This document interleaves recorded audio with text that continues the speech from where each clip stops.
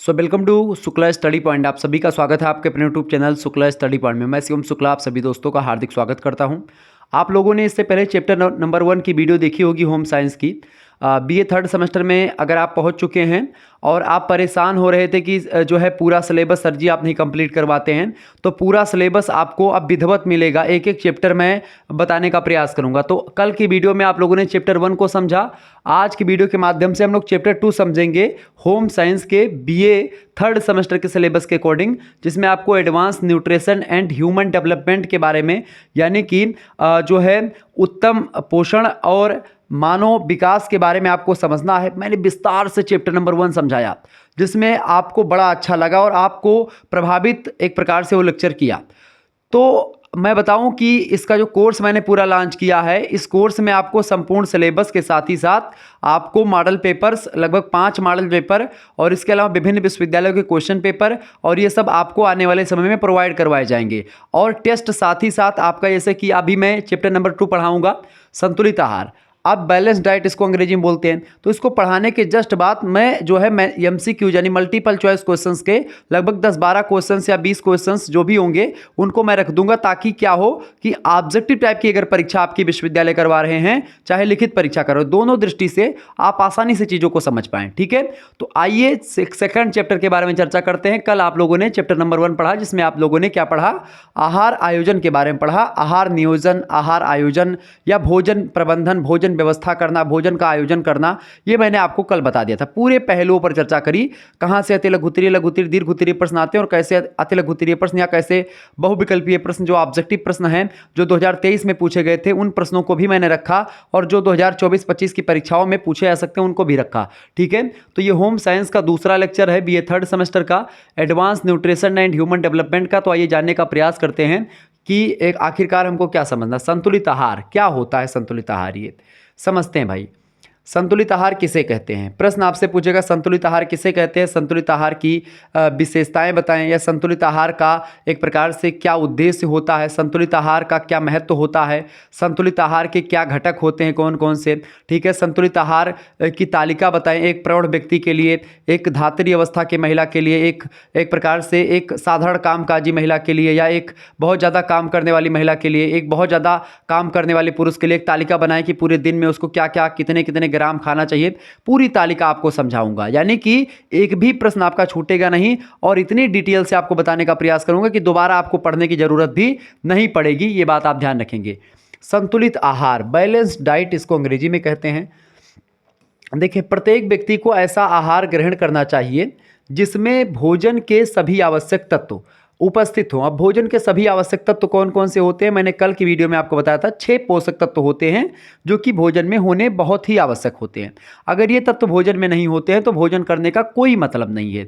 भोजन में 6 तत्व कौन कौन से होते हैं? पहला होता है कार्बोहाइड्रेट, और दूसरा होता है आपका फैट, तीसरा होता है प्रोटीन, चौथा होता है विटामिन, पांचवा होता है खनिज लवण, और छठा होता है आपका जल। ये 6 तत्व मिलकर के भोजन को पूर्ण बनाते हैं, भोजन को संपूर्ण बनाते हैं, और इन्हीं 6 तत्वों के माध्यम से शरीर चलायमान होता है। क्योंकि जो आपके कार्बोहाइड्रेट और वसा होते हैं शरीर को ऊर्जा देने का काम करते हैं, शरीर को मोटा रखते हैं। वसा बेसिकली शरीर को फैटी बनाता है, मोटा बनाता है, क्योंकि वसा को अंग्रेजी में फैट कहते हैं। विटामिन और खनिज लवण जो होते हैं शरीर की रोग प्रतिरोधक क्षमता यानी इम्यूनिटी सिस्टम को मजबूत करते हैं, जिससे हमारे शरीर की रोगों से रक्षा होती है। इसके अलावा मैंने और आपको कल बताया था कि भाई जो आपके एक प्रकार से ये होते हैं प्रोटीन्स, ये हमारे शरीर की जो टूट फूट होती है उसको मरम्मत करते हैं, और जो जल वगैरह होते हैं हमारे शरीर में जो ऑक्सीजन की आपूर्ति होती है उसमें मदद करते हैं, रक्त परिसंचरण में मदद करते हैं। तो जल की बहुत बड़ी भूमिका है, चूँकि पूरा का पूरा जो शरीर है उसका लगभग 75 से ज़्यादा % हिस्सा जो है वो जल का ही बना हुआ है। तो कहीं ना कहीं पे भारतीय मतलब इसमें जो है शरीर में बात की जाए तो शरीर में बहुत ज़रूरी होता है एक प्रकार से जल और ये पोषक तत्व जो मैंने बताए। तो ये सभी आवश्यक तत्व उपस्थित हों ऐसा भोजन। ठीक है, तो प्रत्येक व्यक्ति को ऐसा आहार ग्रहण करना चाहिए जिसमें भोजन के सभी आवश्यक तत्व उपस्थित हों। कुछ लोगों को यह भ्रम हो जाता है कि भोजन में महंगी महंगी वस्तुएं, यानी जितने खूब महंगी महंगी वस्तुएं हम खाएं, खाद्य पदार्थ ग्रहण करें खूब महंगा महंगा, तो वही संतुलित आहार हो जाता है। संतुलित आहार वो नहीं होता है। बहुत सस्ती सस्ती चीज़ों में अगर आपने कार्बोहाइड्रेट, वसा, प्रोटीन, खनिज लवण, विटामिन और जल, इन 6 चीज़ों की पूर्ति आपने बहुत ही सस्ते में कर ली तो भी आप संतुलित आहार करते हैं। ऐसा जरूरी नहीं कि आप मेवा, मिष्ठान और बड़ी बड़ी चीज़, रसभोग और रसकुंज काटें, ऐसा कोई जरूरी नहीं होता। मतलब कि ये जो भ्रम है कि भाई महंगे महंगे चीज़ें हम खाएंगे तो हम मोटे हो जाएंगे, हम एक प्रकार से हमारा स्वस्थ शरीर हो जाएगा, ऐसा बिल्कुल भी नहीं। ये भ्रम है आपके दिमाग में, तो इस भ्रम को निकाल दें। यानी कि संतुलित आहार में क्या होता है, ये 6 तत्व जो होते हैं जो मैंने आपको बताए, ये उचित अनुपात में, उचित मात्रा में और किस व्यक्ति को कितना चाहिए, इस तरीके से उस व्यक्ति की या उसकी बॉडी को, किसी व्यक्ति की शरीर को कितनी आवश्यकता है, किस तत्व की, किस प्रोडक्ट की, उसी अनुपात में उस व्यक्ति को प्रोवाइड करवा देना ही संतुलित आहार कहलाता है।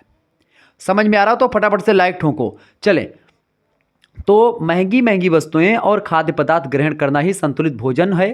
वास्तविक मतलब कि वास्तविकता यह है, रियलिटी यह है कि आहार जो गुण और परिमाण, गुण माने होता है क्वालिटी और परिमाण माने होता है क्वांटिटी, यानी कि उचित क्वालिटी का हो, मतलब उसकी क्वालिटी में गिरावट ना हो, इसके अलावा उचित परिमाण का हो। परिमाण का मतलब होता है मात्रा भी उचित मात्रा में ही हो, यानी एक तालमेल बैठा करके ही खाएं, ज़्यादा खाने से भी कोई मोटा नहीं होता है।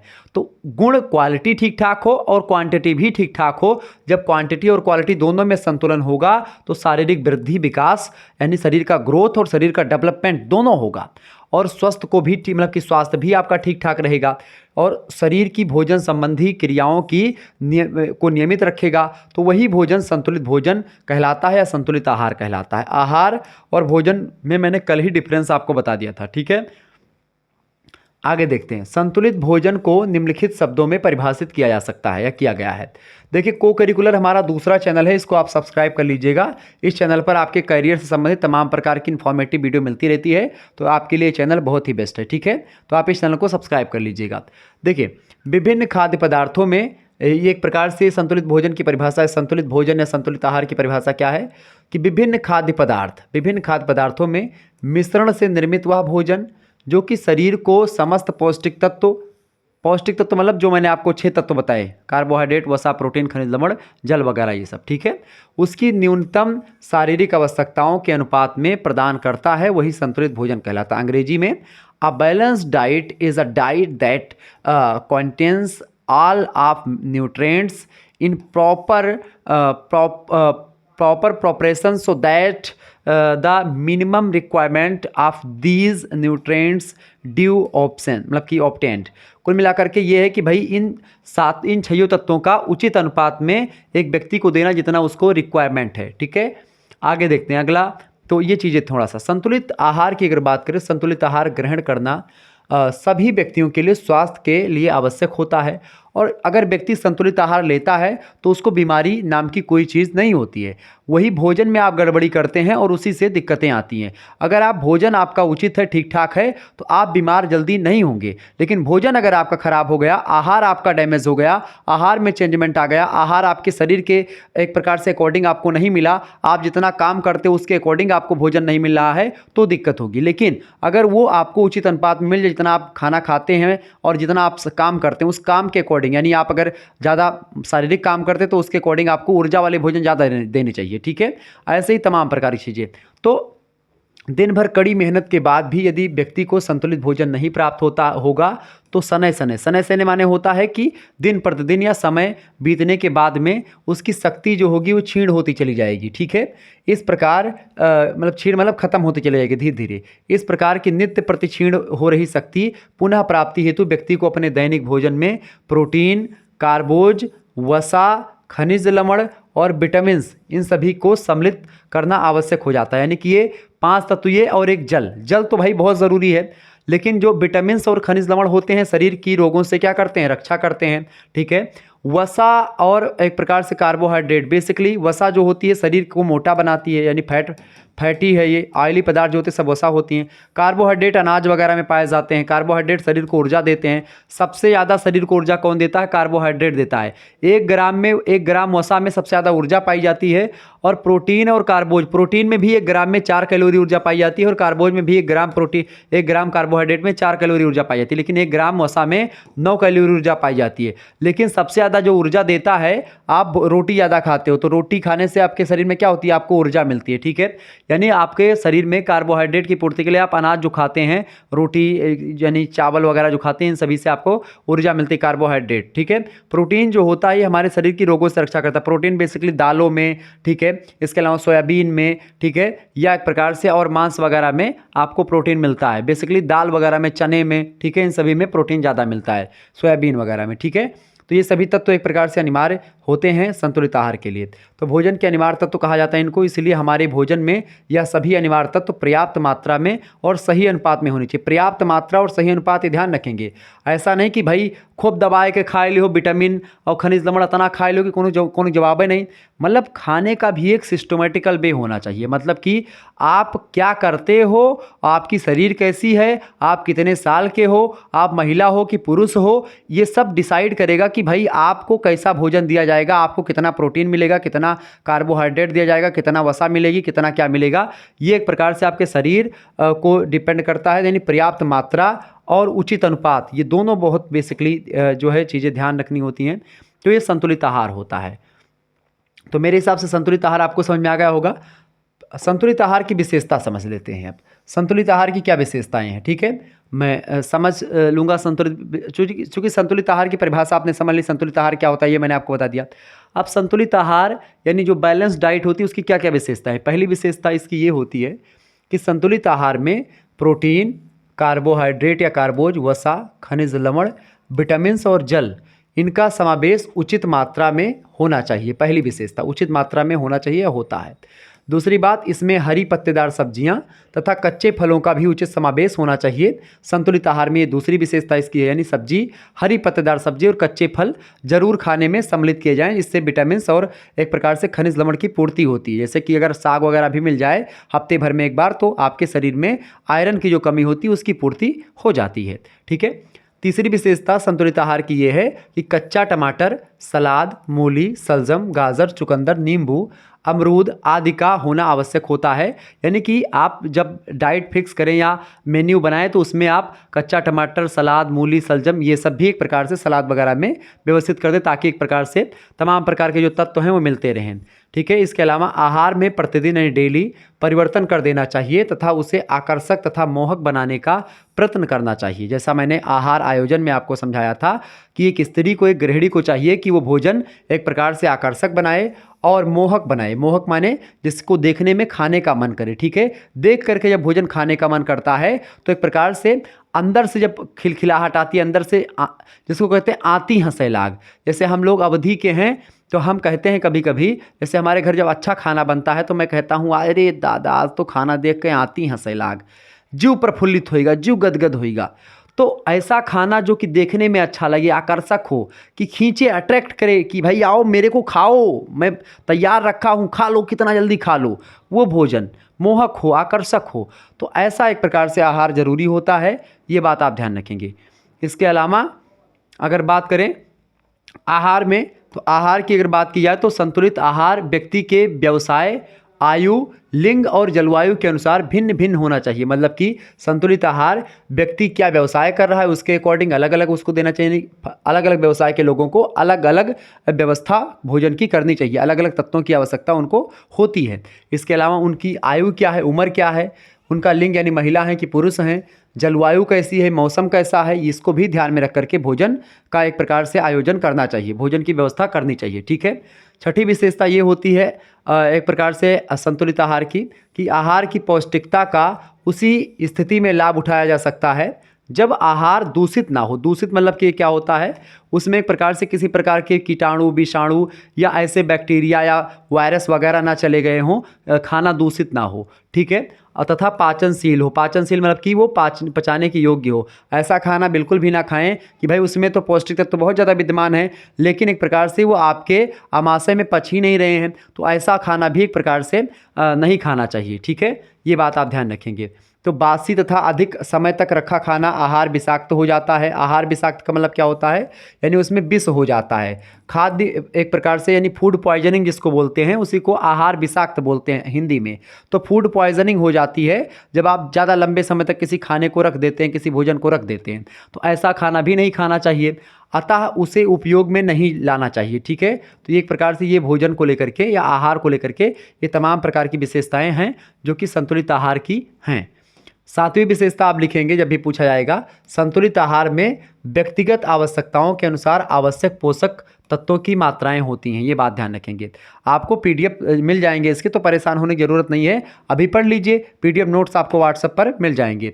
आपको बता दूं, पीडीएफ आपको सारे चैप्टर्स के मैं दे दूंगा, एक सीरियल से मैं आपको मिल जाएगा। और अगर आपको कोर्स लेना है पूरा का पूरा, तो कोर्स लेने के लिए आप क्या करेंगे, 91 61 93 60 62 पर आप लोग एसएमएस करेंगे।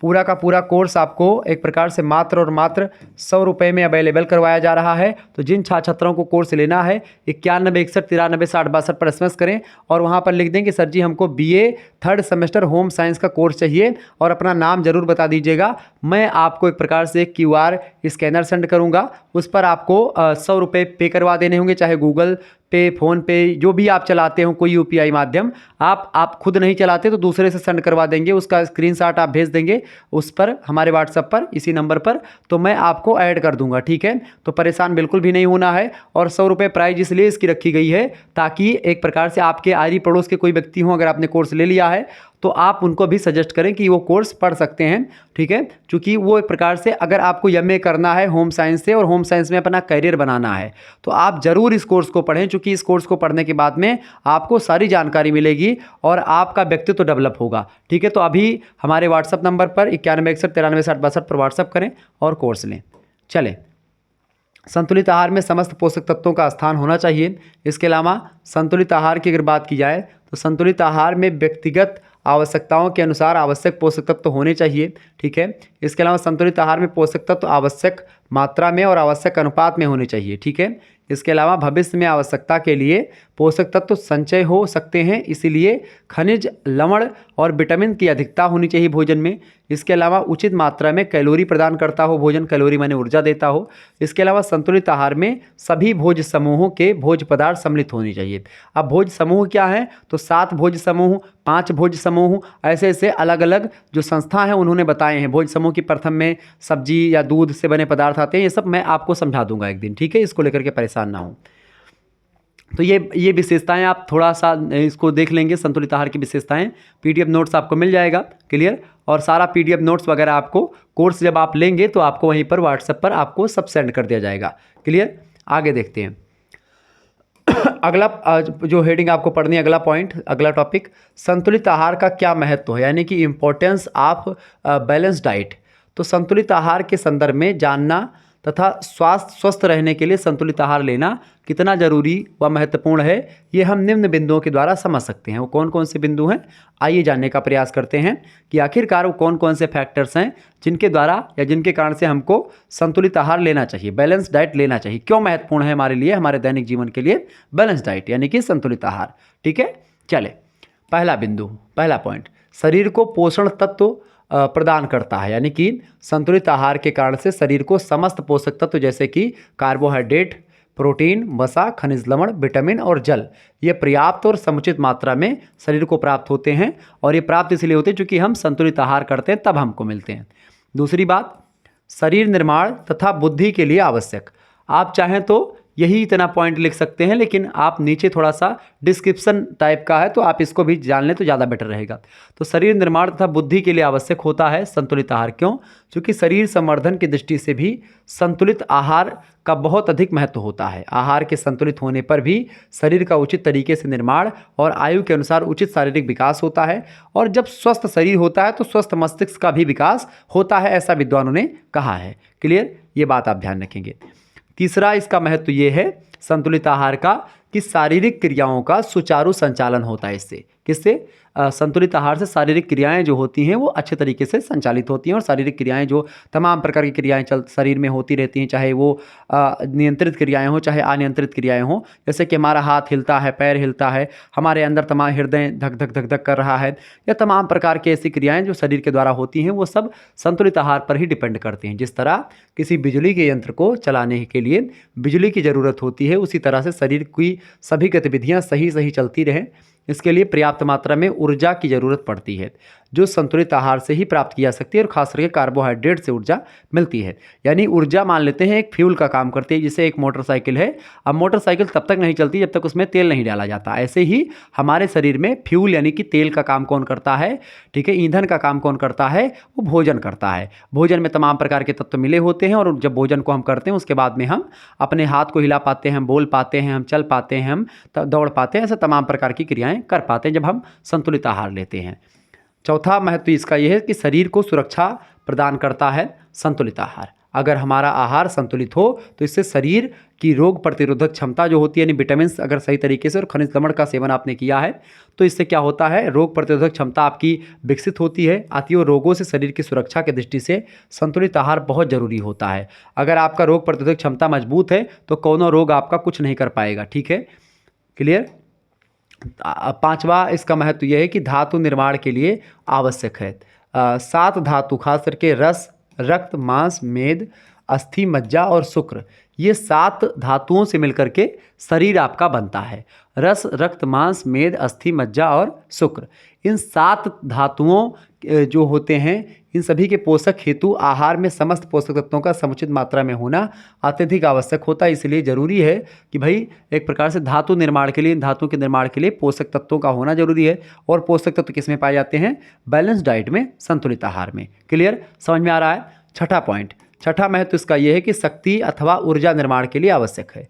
आहार संतुलित होने पर ही हमारा शरीर बलवान अथवा शक्तिशाली बनता है। अतएव ऊर्जा निर्माण की दृष्टि से संतुलित आहार बहुत ही आवश्यक है। इसके अलावा 7वां महत्व इसका यह है कि समग्र स्वास्थ्य की दृष्टि से आवश्यक है। जैसा कि आप अब तक यह समझ ही चुके होंगे कि आहार का संबंध सिर्फ हमारे शरीर से ही नहीं बल्कि हमारे मन से भी होता है, भावनाओं से, इमोशन से होता है, और यहाँ तक कि हमारी आत्मा पर भी इसका प्रभाव पड़ता है। ठीक है, क्योंकि आहार का सूक्ष्म प्रभाव भी होता है जो हमें आंतरिक रूप से प्रभावित करता है। तो वो एक प्रकार से समग्र स्वास्थ्य की दृष्टि से आवश्यक है। ऐसा नहीं केवल आपकी शरीर बनेगी, आपके शरीर के साथ साथ आपका मानसिक डेवलपमेंट, संज्ञानात्मक डेवलपमेंट और ऐसे तमाम प्रकार के डेवलपमेंट, इमोशनल डेवलपमेंट, ये सब सारे डेवलपमेंट आपके जो है संतुलित आहार करने से होते हैं। अगर आहार संतुलित है तो तमाम प्रकार की चीज़ें या तमाम प्रकार के रोग सभी से आप मुक्ति पाते हैं, और आपका जीवन जो होता है स्वस्थ होता है, और आप एक जबरदस्त जीवनचर्या में जीते हैं और अपने आप को स्वस्थ पाते हैं। ठीक है, दुरुस्त पाते हैं।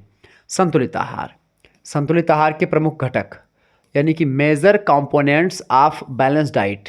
मेजर कंपोनेंट्स कौन कौन से हैं संतुलित आहार के, उसको जानने का प्रयास करते हैं। संतुलित आहार के प्रमुख घटकों का वर्णन निम्नवत है। पहली बात, जल।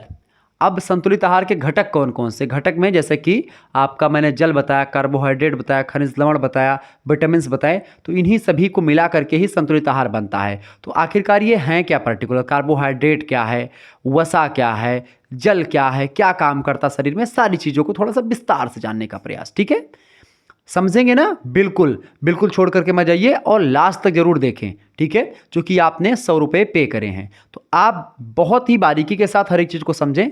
जो आपको समझ में ना आए वो कमेंट कर दें, उसका उत्तर आपको मिलेगा, और नहीं तो आप व्हाट्सएप पर भी SMS करके हमसे पूछेंगे तो आपको जानकारी दी जाएगी। जहाँ तक एक प्रकार से मुझे समय मिलेगा तो मैं दूंगा जानकारी। ठीक है, देखें जल, सबसे पहला आपका जो घटक है वो है जल।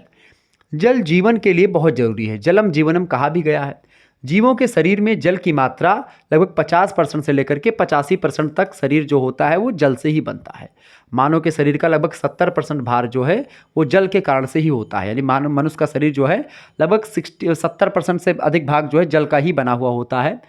तो इसलिए जल बहुत ज़रूरी है। जल के कई काम होते हैं शरीर में। पहला काम होता है संरचना के लिए, यानी जीव द्रव्य का मुख्य अवयव है। जीव द्रव्य यानी कोशिका में एक प्रकार से के अंदर होता है कोशिका द्रव्य, उसी कोशिका द्रव्य के अंदर होता है जीव द्रव्य। तो जीव द्रव्य के लिए बहुत जरूरी होता है। जीव द्रव्य के निर्माण में जल की उपयोगिता होती है। पदार्थों का परिवहन, एक पदार्थ दूसरे मतलब पूरे शरीर में एक प्रकार जो पदार्थ आपके भ्रमण करते हैं उसके लिए जल बहुत उपयोगी होता है।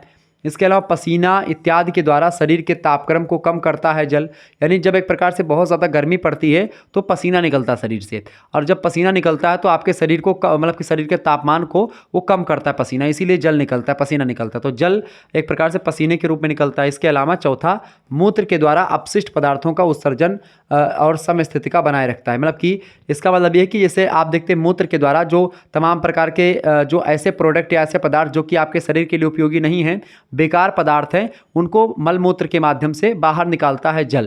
तो ये जल का ही काम है। ठीक है, तो ये पहला घटक होता है जल, जो कि एक प्रकार से मेजर कंपोनेंट है संतुलित आहार का।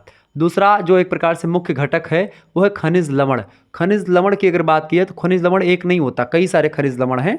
अब देखें खनिज लवण की अगर बात करें, ठीक है, मिनरल्स की, तो यह शरीर के कार्बनिक और अकार्बनिक अणुओं तथा आयनों के रूप में होते हैं। शरीर में पाए जाने वाले मुख्य खनिज लवण कई प्रकार के, जैसे कि एक शरीर में गंधक पाया जाता है, गंधक भी एक खनिज लवण है। गंधक युक्त जो है एमिनो एसिड प्रोटीन के निर्माण में सहायक होते हैं शरीर में। ठीक है, दूसरा जो खनिज तत्व होता है कैल्शियम। कैल्शियम जो होता है वो कैल्शियम जो है फास्फोरस के साथ मिलकर के हड्डियों तथा दांतों का निर्माण करता है। शरीर में जो दांत बने होते हैं, जो हड्डियां बनी होती हैं, कैल्शियम और फास्फोरस से बनी होती हैं। ठीक है, अगर आपके शरीर में कैल्शियम की कमी है तो हड्डी आपकी कमज़ोर होगी, दांत आपके कमज़ोर होंगे। ठीक है, तो इसलिए ज़रूरी है कैल्शियम का उपयुक्त मात्रा में सेवन किया जाए। तो फास्फोरस के साथ मिलकर के हड्डी और दांत जो बनते हैं वो कैल्शियम और फास्फोरस के मिलने से बनते हैं। तो एक प्रकार से ये क्या है, ये भी एक खनिज लवण है और ये खाने में ही, संतुलित आहार में ही मिलता है। इसके अलावा फास्फोरस भी खनिज तत्व है एक। कोशिका कला की संरचना के लिए फास्फोलिपिड का निर्माण करता है फास्फोरस, और हड्डी और दांतों के निर्माण के लिए भी फास्फोरस बहुत ज़रूरी होता है। इसके अलावा सोडियम और पोटेशियम, सोडियम का मतलब जिसको आप Na बोलते हैं, ठीक है, पोटेशियम को आप K बोलते हैं। ठीक है, पोटेशियम, तो पोटेशियम और सोडियम जो है ये एक प्रकार से कोशिका जो मनुष्य की सबसे छोटी इकाई होती है, शरीर निर्माण की सबसे छोटी इकाई होती है कोशिका। विभिन्न कोशिकाओं के समूह को या एक जैसी कोशिकाओं के समूह को ऊतक कहते हैं। जब तमाम सारे ऊतक मिलते हैं, इकट्ठा होते हैं, तो उसको अंगक कहते हैं। तमाम सारे अंगक मिलते हैं तो अंगतंत्र का निर्माण होता है, और जब सारे अंगतंत्र मिलते हैं तो क्या बनता है, एक शरीर मिलता है, एक बॉडी बनती है। ठीक है, जो हमारी शरीर है वो। तो कोशिका जो होती है सबसे छोटी इकाई होती है मनुष्य के शरीर की।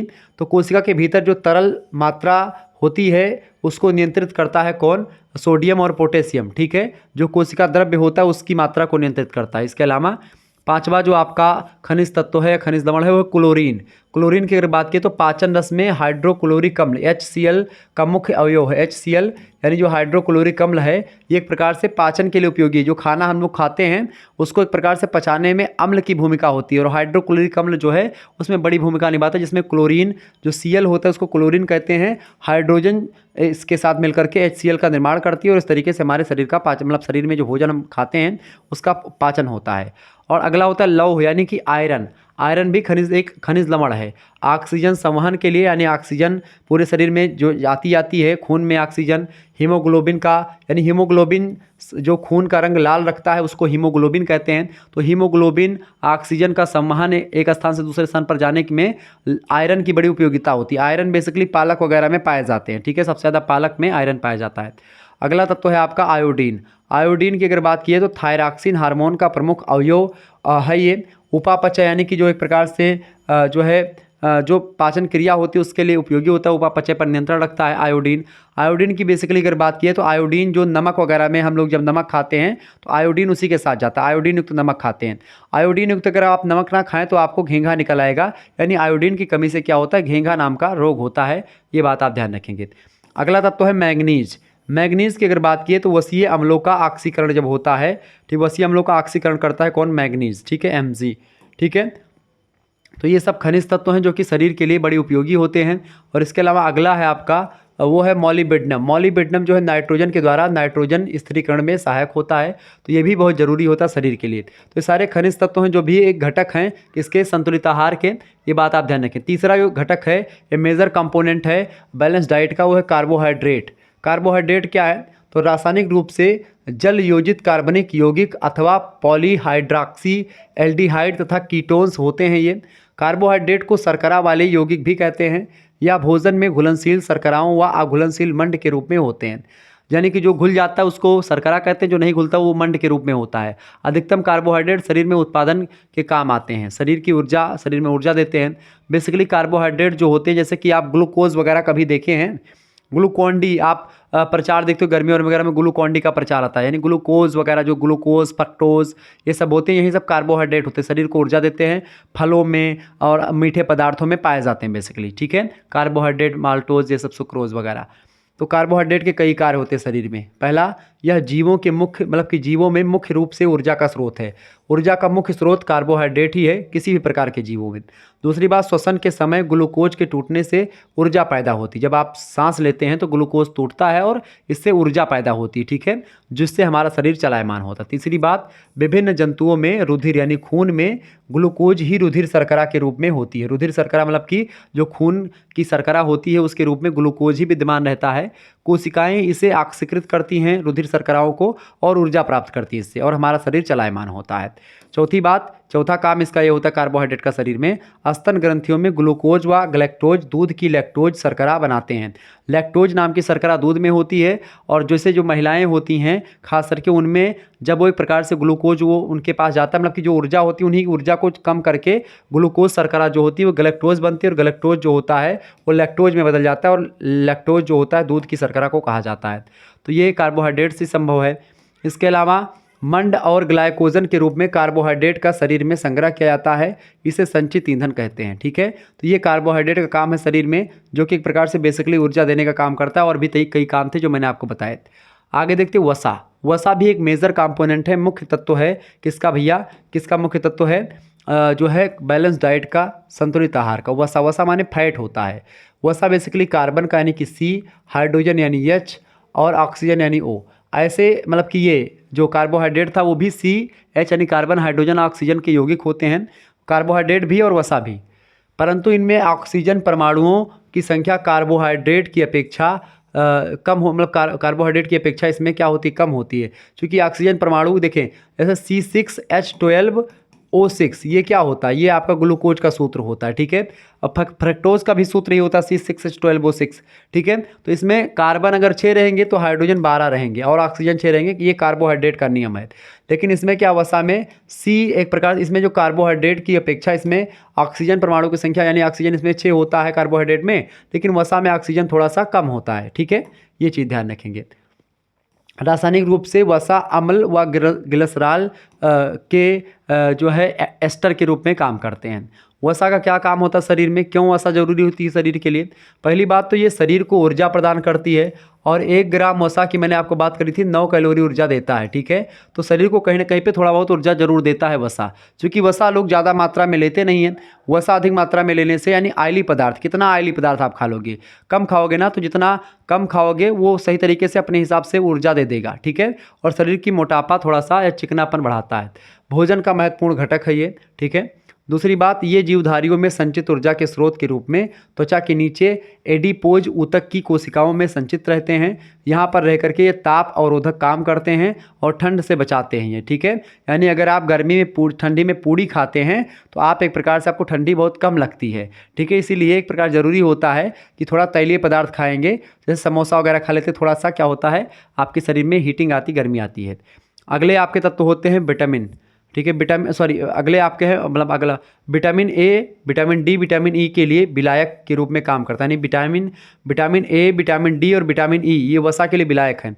देखिए, विटामिन बेसिकली 2 प्रकार के होते हैं, एक होते हैं जल में घुलनशील और एक होते हैं वसा में घुलनशील। ठीक है, वसा में घुलनशील, तो वसा में घुलनशील विटामिन कौन कौन से होते हैं? वसा में विटामिन ए, ठीक है, मतलब विटामिन के, मैं आपको समझा दे रहा हूँ फिर से, विटामिन ए, विटामिन के, vitamin E, vitamin D, vitamin A, ये 4 विटामिन। कीड़ा, इसलिए मैंने लिखा था कीड़ा, KED, कीड़ा विटामिन केवल वसा में घुलनशील है। चूंकि ये कीड़ा अगर आप जल में डालोगे तो डूबेगा नहीं, तैर लेगा, लेकिन अगर आप उसको तेल में डाल दोगे उसी कीड़े को तो डूब जाएगा। एक ट्रिक के रूप में याद रखें कि जो कीड़ा होता है यानी विटामिन के, विटामिन ई, विटामिन डी और विटामिन ए, ये 4 विटामिन ऐसे हैं जो कि वसा में घुलनशील हैं, तैलीय पदार्थ में डूब जाएंगे। लेकिन ये 4 विटामिन जो है मतलब कि ये घुलेंगे नहीं, किसमें, ये कीड़ा विटामिन, 4 विटामिन जल में नहीं घुलते हैं, तो यानी कि ये 4 विटामिन जल में घुलनशील नहीं है, ठीक है, वसा में घुलनशील हैं। जबकि बाकी सारे विटामिन जैसे कि विटामिन आपका सी बच रहा है, विटामिन बी बच रहा है, ठीक है, ये विटामिन ऐसे बी में जो बी कंपोनेंट, विटामिन बी के सारे फैक्टर सब एक प्रकार से जल में घुलनशील हैं, ठीक है, जल में आप विटामिन को डालोगे घुल जाएंगे। लेकिन वसा जो होती हैं KEDA, ये सभी विटामिन को जो है विलायक के रूप में काम करता है, तो ये इसका वसा इसलिए शरीर के लिए ज़रूरी होती है, ठीक है। अगर वसा नहीं होगी शरीर में तो ये सारी विटामिन अगर आप खाएंगे तो ये जो है एक प्रकार से उसमें मिलेगी नहीं, ठीक है, तो फिर ये उसका कोई मतलब नहीं रह जाएगा, इसलिए वसा भी शरीर के लिए बहुत ज़रूरी है। 5वां पॉइंट है प्रोटीन। प्रोटीन अधिक आणविक भार वाले बहुत अधिक कठोर रासायनिक यौगिक होते हैं। ये जीवधारियों में उनके शरीर में मुख्य रूप से मुख्य घटक के रूप में पाए जाते हैं। ये कोशिकाओं के घटकों का संरचनात्मक ढांचा तैयार करते हैं, यानी कोशिका को बनाते हैं। जीव द्रव्य में प्रचुर मात्रा में पाए जाने वाले ठोस पदार्थ के रूप में प्रोटीन ही होते हैं। ये शरीर का लगभग 14% जो है एक प्रकार से प्रोटीन होते हैं जो कि कोशिका द्रव्य में पाए जाते हैं। तो कुल मिलाकर के प्रोटीन जो होते हैं शरीर की मरम्मत करते हैं, शरीर की टूट फूट जो ऊतक कोशिका टूटते हैं उनकी मरम्मत करते हैं।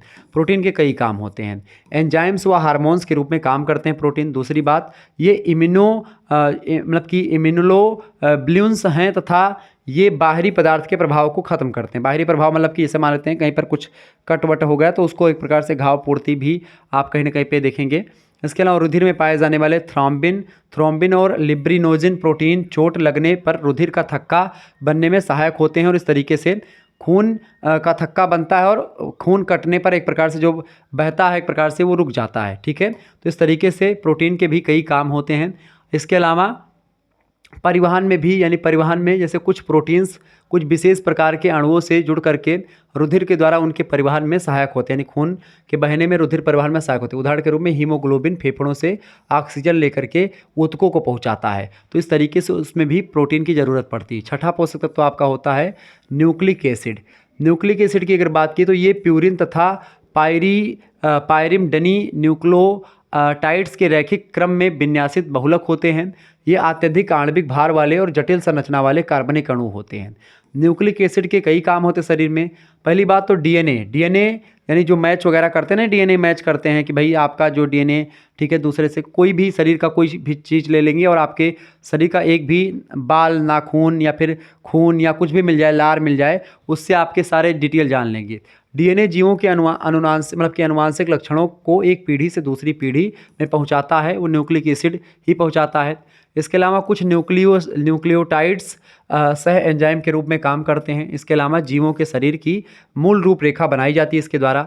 इसके अलावा न्यूक्लियोप्रोटीन्स अन्य पदार्थों से अपने समान पदार्थ संश्लेषित कर सकते हैं। तो ये सब न्यूक्लियोप्रोटीन्स के एक प्रकार से काम होते शरीर में, ज़रूरी होता है। और अगला जो घटक है संतुलित आहार का, वो होता है विटामिन्स। विटामिन्स बहुत ज़रूरी है। विटामिन्स ऊर्जा प्रदान नहीं करते, बिल्कुल। कौन सा ऐसा पोषक पदार्थ है जो ऊर्जा नहीं देता है? तो विटामिन्स ऊर्जा बिल्कुल भी नहीं देते, अपितु सभी ऊर्जा संबंधी रासायनिक क्रियाओं पर नियंत्रण करते हैं। इनकी कमी से त्रुटिपूर्ण उपापचय के कारण से प्राणियों में विभिन्न रोग पाए जाते हैं। यानी अगर विटामिन आपने संतुलित कर लिया, विटामिन आपके शरीर में ठीक ठाक मात्रा में है, तो आपके शरीर में रोग नहीं होगा। कार्बोहाइड्रेट वगैरह से ऊर्जा तो मिलती है, लेकिन उससे रोगों की रक्षा नहीं होती है। आप खाना खाएंगे तो उससे रोगों से रक्षा नहीं होगी। मतलब कि खाने में अगर आपके प्रोटीन नहीं होंगे, मतलब किसमें, खाने में अगर आपके विटामिन नहीं होंगे तो आपके शरीर में रोग होंगे। इन्हें वृद्धि तत्व भी कहते हैं। प्राणी विटामिन का संश्लेषण नहीं करते। इनको प्राप्त करने का एकमात्र स्रोत भोजन ही होता है विटामिन का। तो विटामिन ये होते हैं। विटामिन की बात की तो विटामिन ए की कमी से कौन सा रोग होता है? विटामिन ए की कमी से होता है भैया कौन सा रोग? रतौंधी रोग होता है। ध्यान से लिख लीजिएगा इसका, रतौंधी रोग, ठीक है। विटामिन बी की कमी से होता है आपका बेरी रोग। कौन सा रोग होता है? बेरी रोग होता है। ध्यान से लिखेंगे, बेरी रोग विटामिन बी की कमी से होता है। विटामिन सी की कमी से कौन सा रोग होता है? स्कर्वी रोग होता है, ठीक है। स्कर्वी रोग विटामिन बी की कमी से होता है, ठीक है। स्कर्वी रोग जो होता है, दूध में मात्र एक ऐसा विटामिन है जो नहीं पाया जाता है, ये बात आप ध्यान रखें। कल भी मैंने आपको बताया था। विटामिन डी की कमी से कौन सा विटामिन होता है? विटामिन डी की कमी से कौन सा रोग होता है? रिकेट्स रोग होता है। कौन सा रोग होता है भैया? रिकेट्स रोग, यानी सूखा रोग जिसको कहते हैं। इसको सनशाइन विटामिन भी कहते हैं, ठीक है। सनशाइन विटामिन भी इसको कहते हैं, यानी कि सूर्य के प्रकाश में मात्र एक विटामिन यही पाया जाता है। इसके अलावा विटामिन के की कमी से क्या होता है, रक्त का थक्का नहीं बनता, रक्त का थक्का अगर कमी हो जाती है तो रक्त का थक्का नहीं बनता, ठीक है, नहीं बनता।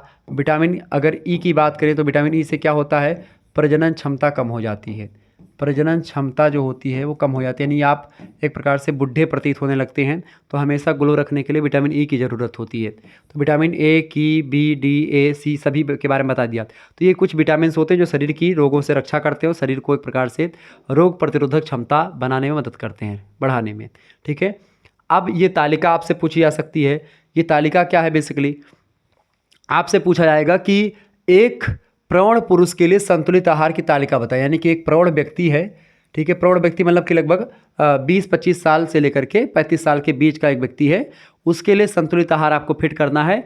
तो वो एक प्रकार से कैसा भोजन करे वो, जैसे अगर इसमें 3 चीज़ें मैंने कैटेगराइज करी है, एक तो साधारण क्रियाशील व्यक्ति, और एक मध्यम क्रियाशील व्यक्ति, और एक अधिक क्रियाशील, यानी कि ऐसे व्यक्ति जो कम काम करते हैं, ऐसे शारीरिक काम, कुछ ऐसे व्यक्ति जो ज़्यादा क्रियाशील है, ज़्यादा काम करते हैं, मतलब कि मध्यम काम करते हैं, और कुछ बहुत ज़्यादा करते हैं। तो ये 3 टाइप के हैं, ठीक है। अब यहाँ पर जो है आपको समझाने का प्रयास करता हूँ। प्रौढ़ व्यक्ति के लिए ये भोज्य पदार्थ दिए गए हैं और ग्राम में दिए, ये भोज्य पदार्थ हैं आपके, और ये आंकड़ा है ग्राम में, यानी कि जैसे कि अगर शाकाहारी व्यक्ति है तो उसके लिए भी ये दिया है, मांसाहार के लिए दिया है, साधारण क्रियाशील के लिए, मध्यम क्रियाशील के लिए शाकाहारी मांसाहारी, अधिक क्रियाशील के लिए शाकाहारी मांसाहारी। तो भोज्य पदार्थ जैसे अनाज, उसको एक दिन में अगर बात किया है, अनाज लगभग 350 ग्राम, उसको अनाज शाकाहारी व्यक्ति है तो 350 ग्राम अनाज खाए, अगर मांसाहारी तो 350 ग्राम यानी 350 ग्राम मांस खा सकता है, साधारण क्रियाशील व्यक्ति के लिए है। लेकिन अगर वही मध्यम क्रियाशील व्यक्ति है, थोड़ा और काम करता है, तो 425 ग्राम खा ले, और अगर बहुत ज़्यादा काम करने वाला तो 600 ग्राम जरूरी है उसको, क्या 600 ग्राम अनाज खाए वो, ठीक है। दूसरी बात, दाल कितना लेनी चाहिए एक दिन में व्यक्ति को, अगर साधारण क्रियाशील व्यक्ति है तो मैं यहाँ पर देखेंगे शाकाहारी है 70 ग्राम दाल ले सकता है वो, और मांसाहारी तो 55 ग्राम दाल सेवन करे। शाकाहारी है और मध्यम क्रियाशील है तो 80 ग्राम, और मांसाहारी तो और मध्यम क्रियाशील है तो 65 ग्राम, ठीक है। अधिक क्रियाशील के लिए 80 और 65 ग्राम होता है शाकाहारी और मांसाहारी के लिए।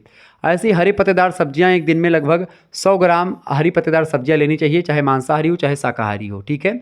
अगर ज़्यादा काम कर मतलब कि मध्यम काम करने वाला तो 125-25 ग्राम, और अगर अधिक क्रियाशील है तो भी 125-25 ग्राम आपको लेना चाहिए, ठीक है।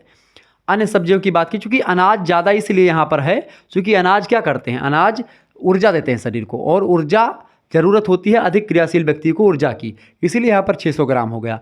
अब यहाँ पर 125 क्यों नहीं बढ़ा, 125 इसलिए नहीं बढ़ा यहाँ पर क्योंकि हरी पत्तेदार जो सब्जियाँ होती हैं वो विटामिन की ज़्यादा स्रोत होती है, विटामिन और खनिज लवण इसमें पाए जाते हैं। तो विटामिन और खनिज लवण एक प्रकार से रोगों से रक्षा करते हैं, ऊर्जा देने के लिए उतने उपयोगी नहीं होते, तो दोनों सभी के लिए बराबर होते हैं। जड़ और कंद, जड़ और कंद का मतलब क्या होता है, जड़ और कंद, कंद या मूल जिसको आप बोलते हैं, कंद मतलब कि जो ऊपर फड़ने वाले फल हैं, जड़ माने जो नीचे फड़ने वाले फल हैं वो, तो लगभग आप जो है 75-75 ग्राम इसको ले सकते हैं। हाँ, अन्य सब्जियों में आप 75 ग्राम 100-100 ग्राम आप कुछ मतलब कि इसमें अन्य चाहे शाकाहारी मांसाहारी सबके लिए वही, ठीक है। जड़ और कंद जो फल ऊपर होते हैं 75 ग्राम, चाहे मांसाहारी हो चाहे शाकाहारी। अगर आप मध्यम क्रियाशील हैं तो 100 ग्राम, चाहे मांसाहारी चाहे शाकाहारी, और 100 ग्राम यहाँ पर भी, क्योंकि इसमें ऊर्जा की ज़रूरत, ऊर्जा तो मिलती नहीं फल वगैरह से, ठीक है, उससे केवल रोग प्रतिरोधक क्षमता वगैरह बढ़ती है। इसके अलावा मतलब कि ये जड़ और कंद वाली सब्जियां जो होती हैं, जड़ मतलब कि जो नीचे फलने वाली सब्जियां हैं, और जो कंद माने जो मतलब कि ऊपर फलने वाली सब्जियां, तो इसके लिए इतना, ठीक है। फल की अगर बात की तो फल आपको लगभग 60 ग्राम फल एक दिन में चाहिए, हर व्यक्ति को 60 ग्राम चाहिए, ठीक है, चाहे जैसा व्यक्ति हो, सबके लिए वही। दूध की अगर बात की, एक दिन में दूध की कितनी आवश्यकता होती है, तो एक दिन में दूध की अगर बात की जाए तो दूध लगभग 600 ग्राम अगर दूध एक दिन में आपको मिलता है, यानी कि लगभग आधा लीटर से अधिक। अगर आप शाकाहारी हैं तो 600 ग्राम, अगर मांसाहारी है तो 400 ग्राम मिलेगा तो भी चलेगा, ठीक है। लेकिन अगर आप मध्यम क्रियाशील हैं शाकाहारी तो भी 600 ग्राम दूध आप ले सकते हैं, मांसाहारी तो 400 ग्राम, और वही 600-400 ग्राम आप चाहे क्रियाशील है चाहे जैसे व्यक्ति हैं आपको उतना लेना चाहिए। इसके अलावा थोड़ा सा और अगर हम ऊपर बढ़ते हैं, ये प्रौढ़ व्यक्ति के लिए है। ऐसे ही मांस मछली की अगर बात की जाए तो शाकाहारी के लिए मांस मछली भाई शाकाहारी तो नहीं खाएगा, शाकाहारी तो नहीं खाएगा, ठीक है, शाकाहारी तो नहीं खाएगा, क्लियर। बाकी मांसाहारी के लिए मांस मछली लगभग 60 ग्राम, और इसके अलावा अंडा 30 ग्राम, ऐसे आप यहाँ पर बता सकते हैं, ठीक है। गुड़ और शक्कर की अगर बात की तो 30 ग्राम शाकाहारी लोगों के लिए, 30 ग्राम मांसाहारी। अगर चूँकि गुड़ और शक्कर में ऊर्जा ज़्यादा मिलती है, इसलिए जब मध्यम क्रियाशील हो तो 40-10-10 ग्राम बढ़ा दें, और अधिक क्रियाशील हो तो 55-55 ग्राम हो जाएगा उसका, ठीक है, चाहे शाकाहारी चाहे मांसाहारी। ऐसी मूंगफली वगैरह तो 50-50 ग्राम सभी स्थितियों में, ठीक है। घी या तेल यानी वसा की ज़रूरत तो 35 ग्राम शाकाहारी को, 40 ग्राम मांसाहारी को, और बाकी 40-40 ग्राम मध्यम क्रियाशील व्यक्तियों को, शाकाहारी मांसाहारी दोनों के लिए। और 50 ग्राम इसलिए वसा की ज़रूरत पड़ती है क्योंकि घी और तेल जो होते हैं बेसिकली वसा होते हैं, और वसा भी शरीर को क्या करती है, ऊर्जा देती है, और ऊर्जा की ज़रूरत एक जो अधिक क्रियाशील व्यक्ति उसके लिए होती है, इसलिए यहाँ पर 10 ग्राम अधिक हो गया मांसाहारी शाकाहारी दोनों के लिए, ठीक है। तो ये एक प्रकार से एक चार्ट जो मैंने आपको बताया, तो इस तरीके से आप लोगों ने समझा। बाकी चार्ट आपको समझाने की जरूरत तो पड़ेगी नहीं, आप इसमें समझ जाएंगे। अब मान लेते दूसरा चार्ट आपसे पूछा जाए कि एक तालिका बनाएं कि सामान्य वयस्क स्त्री, गर्भवती माता और धात्री माता के लिए संतुलित आहार बताएं। तीनों के लिए यही होगा, ये बात आप ध्यान रखें। यानी कि सामान्य वयस्क स्त्री है, यानी कि लगभग वो 18 साल से ऊपर की है, यानी 20-25 साल की कोई स्त्री है, उसके लिए। अब वह स्त्री गर्भवती माता है तो उसके लिए भी यही आहार तालिका बना सकते हैं आप। और अगर धात्री अवस्था, धात्री मतलब कि अगर वो दूध पिलाती बच्चे को, स्तनपान करवाती, तो भी उसके लिए भी यही सारणी आप बना सकते हैं। उसको एक दिन में कितना क्या लेना चाहिए, यहाँ पर पूरा ब्यौरा दिया गया है। भोज्य पदार्थ यहाँ पर ग्राम में दिए गए हैं। और वही साधारण क्रियाशील यानी कम काम करने वाली महिला है तो ये, ठीक है, मध्यम काम करने वाली महिला है तो ये, और बहुत ज़्यादा काम करने वाली है तो ये। इस तरीके से शाकाहारी के लिए ये पूरा व्यवस्था दिया गया है। मांसाहारी के लिए शाकाहारी मध्यम क्रियाशील, शाकाहारी मांसाहारी मध्यम क्रियाशील, अधिक क्रियाशील शाकाहारी और अधिक क्रियाशील मांसाहारी। अब इसमें थोड़ा सा देख लें, एक दिन में अनाज की अगर बात करी जाए तो 260 ग्राम अनाज एक जो है शाकाहारी महिला को साधारण क्रियाशील, और लगभग 250 ग्राम जो है अनाज चाहिए एक मांसाहारी महिला को, ठीक है। अगर वही 310 ग्राम हो जाएगा शाकाहारी के लिए और 300 ग्राम हो जाएगा मांसाहारी के लिए, मध्यम क्रियाशील के लिए। चूँकि अनाज कम होंगे मांसाहार के लिए, इसलिए चूँकि वो मांस उसमें इंक्लूड, मांस ज़्यादा हो जाएगा और शाकाहारी में मांस नहीं रहेगा। ऐसी सारी चीज़ें आप यहाँ पर देख पा रहे होंगे। तालिका आपके समक्ष है, ये एक प्रकार से आपको मैं दे दूंगा, तो ये जब PDF आपके पास जाएगा तो आप आसानी से इसको नोट डाउन कर लीजिएगा। तो यहाँ तक आपको सारी चीज़ें बिल्कुल अच्छी लगी होंगी। आप थोड़ा सा आप थोड़ा सा इसका स्क्रीनशॉट ले लीजिए मन हो तो, और नहीं थोड़ा सा आप इसको समझ लीजिए, ठीक है। अब इसमें बताने लायक कुछ मेरे हिसाब से ज़्यादा है नहीं, इसलिए यहाँ पर मेरे को ज़्यादा उसमें इन्वॉल्व नहीं होना चाहिए मेरे हिसाब से, जहाँ तक मुझे लगता है, ठीक है। क्योंकि बार बार वही चीज़ें बोलने से क्या होगा कि भाई आप भी सोचेंगे कि गुरुजी एक ही चीज़ आप 50 बार बता रहे हैं, तो इसको आप लोग नोट डाउन कर लीजिएगा ताकि आपको कोई दिक्कत ना हो, ठीक है। बाकी मैं आप क्वेश्चन करवा दे रहा हूँ, क्वेश्चंस जो हैं आपके उसको थोड़ा सा देख लें, ठीक है। चलें क्वेश्चंस को देख लेते हैं भाई। तो ये आपका हो गया, क्वेश्चंस को देख लेते हैं। पहला प्रश्न, आप चलें सभी लोग रिवीजन कर लें भाई। पहला क्वेश्चन आपसे क्या बनेगा, प्रश्न आपके स्क्रीन पर आ चुका है। प्रश्न है भैया, प्रश्न है कि जिस आहार में व्यक्ति के शरीर की दैनिक आवश्यकताओं को पूरा करने की क्षमता होती है उसे क्या कहते हैं। क्या, जिस आहार में व्यक्ति के शरीर की दैनिक यानी पूरे दिन की आवश्यकताओं को पूरा करने की क्षमता होती है, उस आहार को स्वस्थ आहार नहीं, सुगंधित आहार भी नहीं कहते हैं। उसको क्या बोलते हैं, संतुलित आहार बोलते हैं। क्या बोलते हैं, संतुलित आहार बोलते हैं, ठीक है। यानी कि जिस आहार में व्यक्ति के शरीर की दैनिक आवश्यकताओं की पूरा करने की क्षमता होती है उसे क्या बोलते हैं, उसे बोलते हैं भैया संतुलित आहार। आपने अभी पढ़ के आया, बी ऑप्शन इसका करेक्ट आंसर हो जाएगा। क्या ऑप्शन हो जाएगा इसका, बी ऑप्शन राइट आंसर हो जाएगा, ठीक है। ये बात आप ध्यान रखेंगे, कौन सा, बी ऑप्शन इसका करेक्ट आंसर हो जाएगा। आगे देखते हैं, अगला क्वेश्चन आपके स्क्रीन पर आ चुका है। प्रश्न है भाई दूसरा नंबर, भोजन का एक महत्वपूर्ण कार्य भी है, मतलब कार्य भी, रोग कारक है भोजन, या शरीर के तापमान को नियंत्रित करता है, या कार्बोज उत्पादन करता है। इसका करेक्ट आंसर क्या हो जाएगा भाई, तो बी, शरीर के तापमान को नियंत्रित करना ये भोजन का एक काम है। ऑप्शन नंबर इसका बी करेक्ट आंसर होगा। तीसरा क्वेश्चन आप देखेंगे, संतुलित आहार के घटक हैं। संतुलित आहार के घटक में आपका कैलोरी, प्रोटीन्स, खनिज लवण और विटामिन, ये सभी शामिल हैं। यानी कैलोरी मतलब होता है कार्बोहाइड्रेट, ठीक है। कार्बोहाइड्रेट जो होता है शरीर को ऊर्जा देता है, तो इसीलिए एक प्रकार से जो है कार्बोहाइड्रेट के द्वारा एक प्रकार जो ऊर्जा मिलती है, तो ऊर्जा को नापते किस में है, कैलोरी में, इसीलिए यहाँ पर कैलोरी लिखा है। तो इसका संतुलित आहार के घटक में सभी शामिल हैं। डी ऑप्शन करेक्ट आंसर हो जाएगा, ये सभी। आगे देखते हैं, अगला क्वेश्चन आपकी स्क्रीन पर आ चुका है। फटाफट से आप लोग देखने का प्रयास करेंगे, सभी लोग देखिएगा, ठीक है। चौथा क्वेश्चन आ चुका है, निम्न में से किसका संतुलित आहार पर प्रभाव पड़ता है। संतुलित आहार पर प्रभाव किसका पड़ता है। देखिए संतुलित आहार को प्रभावित करने वाले जो घटक हैं उनमें आपका जैसे लिंग हो गया, शारीरिक परिश्रम हो गया, आयु हो गया, यानी विभिन्न आयु वर्ग के लिए संतुलित आहार अलग अलग होता है। ऐसे ही विभिन्न लिंग वालों के लिए, महिला पुरुष के लिए अलग अलग होता है। शारीरिक श्रमिक यानी जैसे मैंने बताया मध्यम और पूर्व मध्यम साधारण काम करने वाला, मध्यम काम करने वाला और अधिक क्रियाशील। तो पूरा मैंने बताया नहीं, परिश्रम करने वाले के लिए पूरी तालिका समझाई आपको। तो तालिका जो मैंने समझाई वो एक प्रकार से यही संतुलित आहार को प्रभावित करने वाली ही थी। तो लिंग, शारीरिक परिश्रम और आयु तीनों जो है ये एक प्रकार से संतुलित आहार को प्रभावित करने वाले घटक हैं। ऑप्शन नंबर इसका द करेक्ट आंसर हो जाएगा। 50 नंबर क्वेश्चन से संतुलित आहार ना लेने पर व्यक्ति पर क्या प्रभाव पड़ता है। अगर व्यक्ति संतुलित आहार ना ले तो उस पर क्या प्रभाव पड़ेगा भाई, फटाफट से आप बताएं। तो संतुलित आहार व्यक्ति ना ले तो शारीरिक शक्ति की कमजोरी हो जाएगी, या कमजोरी हो जाएगी, या फिर वजन घट जाएगा, या फिर ये सभी बताएं। इसका करेक्ट आंसर क्या हो जाएगा, बिल्कुल। तो ये सारी जो है प्रभाव पड़ सकते हैं, कमजोरी आ सकती है, ठीक है, शारीरिक शक्ति कमज़ोर हो सकती है, वजन घट सकता है, ये सारी क्रियाएं, मतलब ये सारी प्रभाव दिखाई पड़ सकते हैं। छठा क्वेश्चन आपके स्क्रीन पर आ चुका, फटाफट से आप देखेंगे। छठवां क्वेश्चन से निम्नलिखित में से कौन एक सुरक्षात्मक पोषक तत्व है। सुरक्षात्मक पोषक तत्व कौन सा इनमें से भैया, देखें कैलोरी आपका ऊर्जा देने वाला है, तो ये एक प्रकार से सुरक्षात्मक नहीं है। ये ऊर्जा देता है। पानी और वसा भी आपको ऊर्जा देता है और जो है शरीर बनाने के लिए उपयोगी। पानी भी एक प्रकार से सुरक्षात्मक नहीं है। सुरक्षात्मक जो पोषक तत्व है वो आपका खनिज और विटामिन होते हैं, ठीक है। खनिज, लवण और विटामिन ये आपकी शरीर की रोगों से सुरक्षा करते हैं, इसीलिए इसको सुरक्षात्मक पोषक तत्व कहा जाता है। मैंने शुरुआत में आपको समझाया था, ठीक है। इसके अलावा 7वां क्वेश्चन आप देखें, काम के लिए क्या आवश्यक है। उपकरण नहीं, मशीन, उपरोक्त में से कोई नहीं। काम के लिए क्या आवश्यक है, ऊर्जा का होना। अगर आपको काम करना तो ऊर्जा आपके शरीर में होनी चाहिए, ठीक है। आगे बढ़ते हैं। अगला क्वेश्चन आपके स्क्रीन पर आ चुका है, फटाफट से आप लोग देखने का प्रयास करेंगे। 8वां क्वेश्चन आपके स्क्रीन पर आ चुका है, सभी लोग देखिएगा। प्रश्न आ चुका है 8वां क्वेश्चन से, हमारे शरीर को भोजन की आवश्यकता किस लिए है। हमारे शरीर को शरीर का निर्माण करने के लिए, चूँकि प्रोटीन की ज़रूरत, बिल्कुल ठीक है। शरीर को ऊर्जा देने के लिए कार्बोहाइड्रेट, वसा, बिल्कुल ठीक है, ये भी ठीक है। शरीर को सुरक्षा प्रदान करने के लिए विटामिन और एक प्रकार से खनिज, लवण, ये भी जरूरत, बिल्कुल डी ऑप्शन, ये सभी करेक्ट आंसर हो जाएगा। यानी हमारे शरीर को भोजन की आवश्यकता जो है शरीर के निर्माण के लिए, शरीर को ऊर्जा देने के लिए और शरीर को सुरक्षा प्रदान करने के लिए, इन सभी के लिए है। ऑप्शन नंबर इसका डी राइट आंसर होगा। 9वां नंबर क्वेश्चन से, स्तनपान के दौरान, यानी जब महिलाएं स्तन का पान करवाती हैं, बच्चों को दूध पिलाती हैं, तो माँ के शरीर में कितने लीटर दूध का उत्पादन होता है, बताएं। तो स्तनपान के दौरान माँ के शरीर में कितने लीटर दूध का उत्पादन होता है, कितने लीटर का होता है भैया, फटाफट से आप लोग बताने का प्रयास करेंगे। तो इसका राइट आंसर क्या हो जाएगा, बिल्कुल लगभग जो है आधा लीटर के आसपास, ठीक है।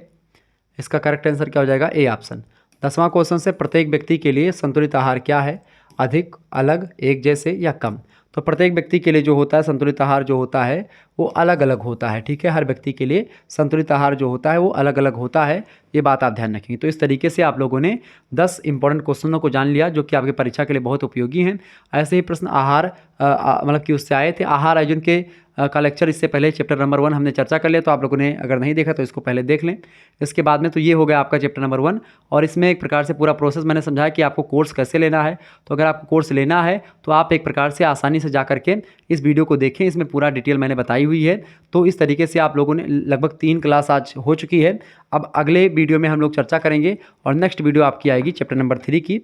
चैप्टर नंबर 3 में हम लोग चर्चा करेंगे शैशवावस्था में पोषण। शैशवावस्था के दौरान पोषण कैसा दिया जाता है एक बच्चे को, और एक माता के लिए क्या व्यवस्था होनी चाहिए, सारी जानकारी आपको डिटेल से बताने का प्रयास करूंगा। मिलते हैं फिर नेक्स्ट वीडियो में, तब तक के लिए जय हिंद, जय भारत। आप सभी का बहुत बहुत धन्यवाद हमारे से जुड़ने के लिए।